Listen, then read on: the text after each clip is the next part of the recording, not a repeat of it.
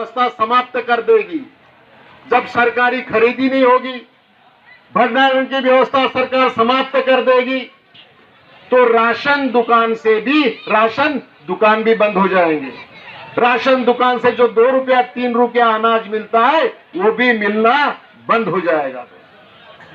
और इस तरह से कानून के हिसाब से अगर चलेंगे तो जो व्यवस्था आज आपको दिखाई देती है, यह व्यवस्था पूरी तरह समाप्त हो जाएगी। और उसके बाद आपको औने पौने दामों में इन व्यापारियों को, पूंजीपतियों को अपनी फसल बेचने के सिवा कोई आपको दूसरा पर्याय रहेगा नहीं।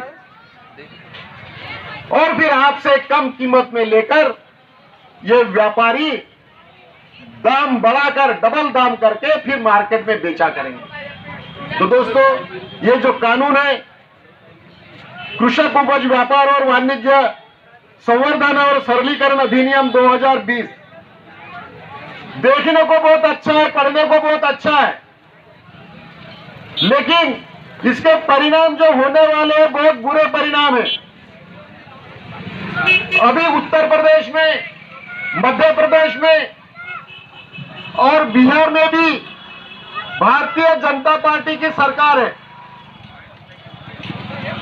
भारतीय जनता पार्टी की सरकार वहां पर है, वहां भारतीय जनता पार्टी के सरकार ने समर्थन मूल्य पर किसानों का अनाज खरीदी करना बंद कर दिया, हमी भाव पे खरीदी करना बंद कर दिया। इस वर्ष उत्तर प्रदेश में, मध्य प्रदेश में और बिहार में किसानों को अपना धान 900 रुपया, 1000 रुपया प्रति क्विंटल के हिसाब से बेचना पड़ा।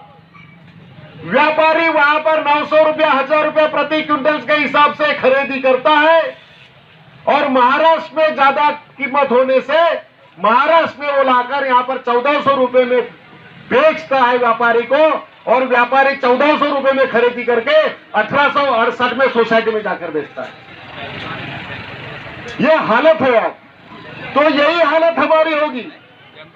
कल हमारी उपज भी औने पौने दामों में 1100-1200 में ये व्यापारी लोग खरीदी करेंगे, और जहां ज्यादा रेट है वहां ले जाकर फिर वो लोग बेचेंगे। क्योंकि हमारा किसान ज्यादा दिन भंडारण करके अपने पास नहीं रख सकता।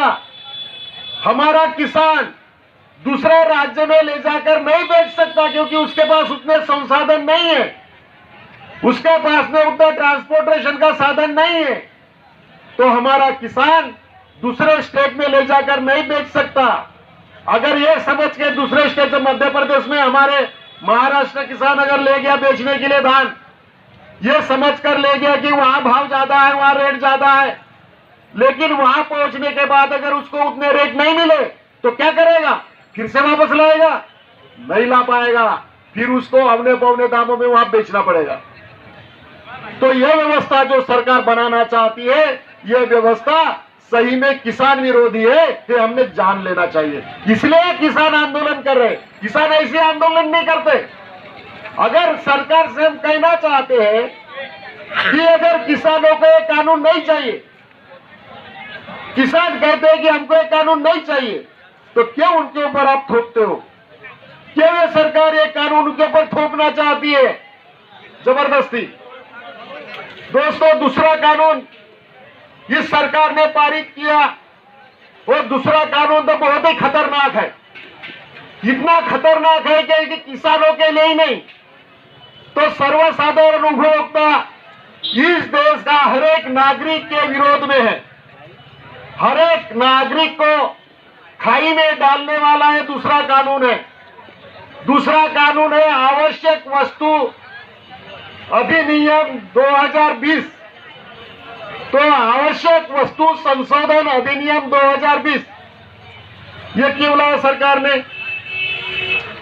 पहले जब हमारा देश आजाद हुआ, देश को आजादी मिलने के बाद सरकार ने ये पाया कि व्यापारी लोग ये अनाज में कालाबाजारी करते हैं, भंडारण कर लेते हैं, किसानों से खरीदी करते हैं, धान खरीदी करते हैं, गेहूं खरीदी करते हैं, मक्का खरीदी करते हैं, ज्वारी खरीदी करते हैं, तेल खरीदी करते हैं, आलू, प्याज, ये सब चीजें व्यापारी खरीदी करके बड़े पैमाने पर भंडारण करते हैं, जमाखोरी करते हैं और उसके बाद जब बाजार में वो माल मिलता नहीं तो उसकी कीमतें बढ़ जाती है और कीमतें बढ़ने के बाद फिर ये व्यापारी अपने गोडाउन से निकालकर बेचा करते हैं।